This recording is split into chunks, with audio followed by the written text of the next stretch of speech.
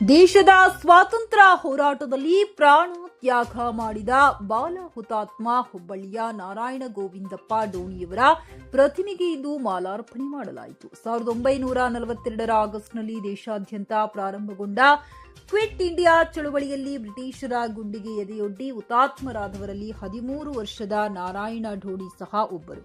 ಬಾಲ ಹುತಾತ್ಮ ನಾರಾಯಣ ಡೋಣಿ ಸ್ಮರಣೆಗಾಗಿ ಹುಬ್ಬಳ್ಳಿ ಧಾರವಾಡ ಮಹಾನಗರ ಪಾಲಿಕೆ ವತಿಯಿಂದ ಬ್ರಾಡ್ವೇ ರಸ್ತೆಯಲ್ಲಿ 2000ನೇ ಇಸ್ವಿಯಲ್ಲಿ ಕಂಚಿನ ಪುತ್ಥಳಿ ಸ್ಥಾಪಿಸಿ ಪ್ರತಿ ವರ್ಷ ಗೌರವ ಸಲ್ಲಿಸಲಾಗುತ್ತಿದೆ. ಇಂದು ಏರ್ಪಡಿಸಿದ್ದ ಗೌರವಾರ್ಪಣೆ ಕಾರ್ಯಕ್ರಮದಲ್ಲಿ ಹುಬ್ಬಳ್ಳಿ ಧಾರವಾಡ ಮಹಾನಗರ ಪಾಲಿಕೆ ಅಧಿಕಾರಿಗಳು, ವ್ಯಾಪಾರಸ್ಥರು, ಶಿಕ್ಷಕರು, ವಿದ್ಯಾರ್ಥಿಗಳು, ಸಾರ್ವಜನಿಕರು ಇತರರು ಭಾಗವಹಿಸಿದ್ದರು. ವರದಿ ಮಾಂತೀಶ್ ಕಂಟೀಕಾರ್.